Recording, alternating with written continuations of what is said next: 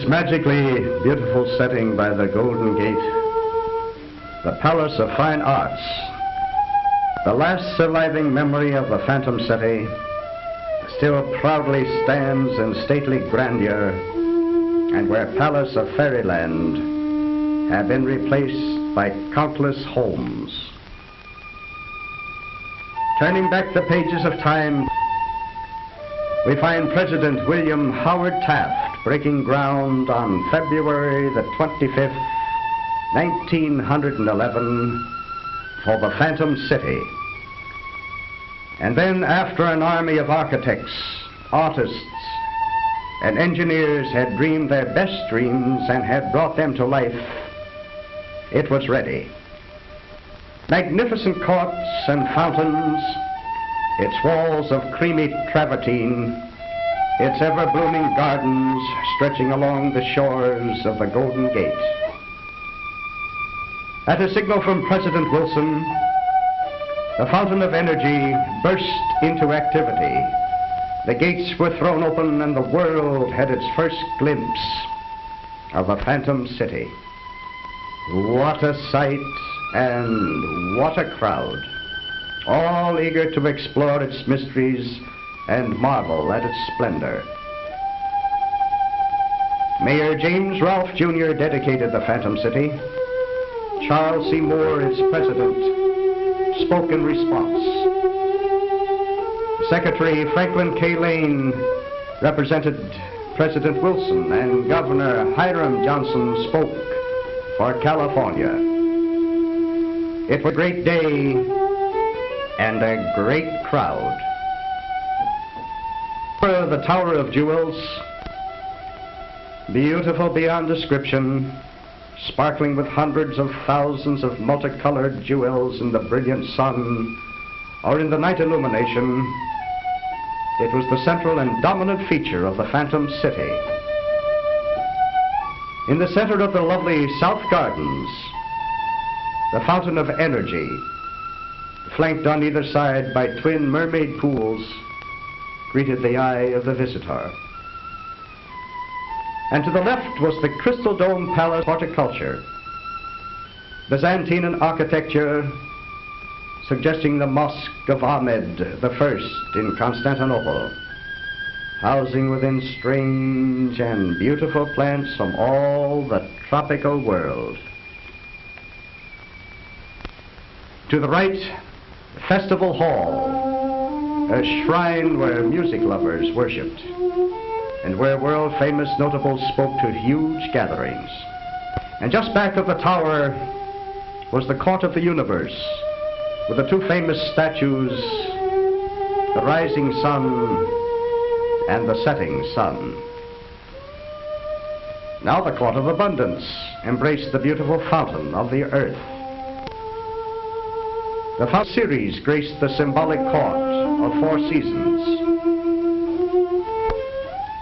The Court of Palms, with its sunken pool containing that beloved statue, the end of the trail. Majestic colonnades surrounded the Court of Flowers and the Beauty and Beast Fountain.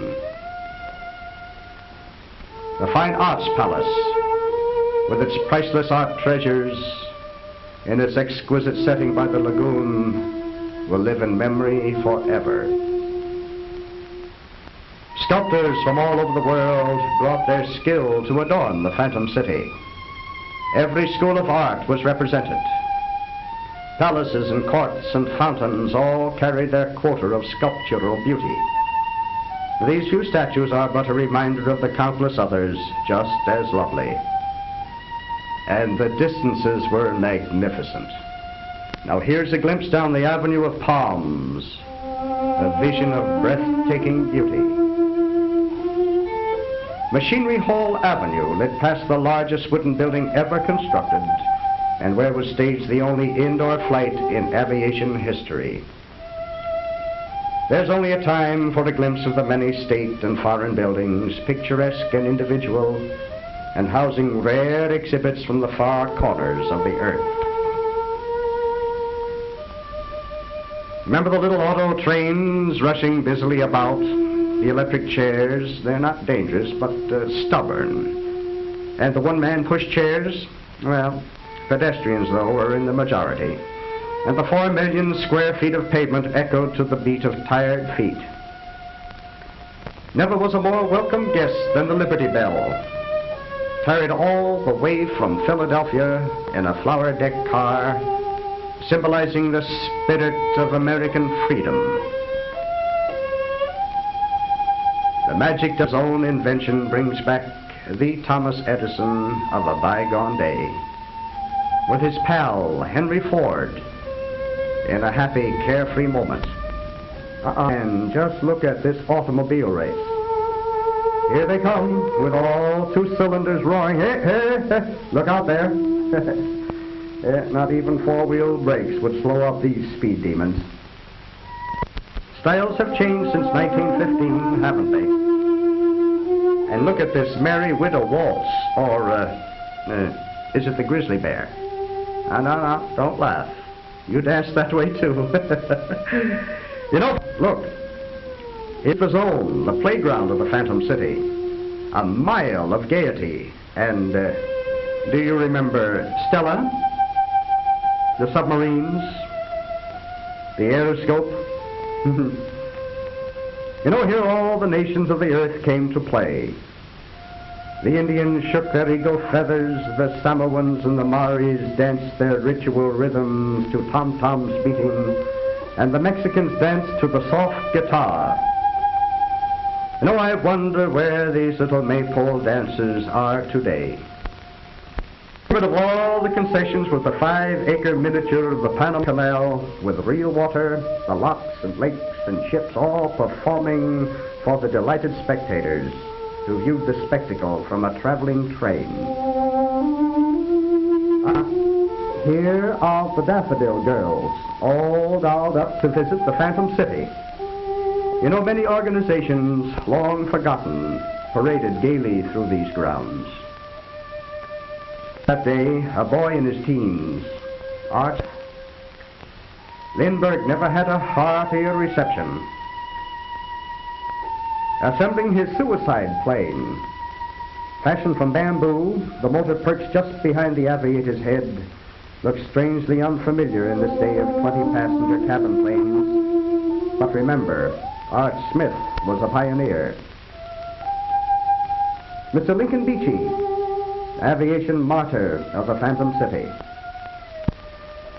Petterossi, another pioneer, was willing to take long chances with such a flimsy set of wings, flapping wires and bicycle wheels, but he did almost anything in the air that modern flyers can do. Art. Aviators were daredevils in 1915, and the crowd loved them. A hero Smith, on his perilous perch, is getting ready for the first illuminated night flight in aviation history. Over the brilliant lights of the Phantom City, he soared and dived and looped, with streams of fire behind him like twin comets blazing across the uncharted skyways. Then, swooping to earth, the wings of his plane, a mass of flames, a never-to-be-forgotten thrill. And do you remember the Phantom City at night? All the beauty in the world seemed concentrated there. Buildings were bathed in a soft radiance of colored light, while the fountains glistened with a myriad of color.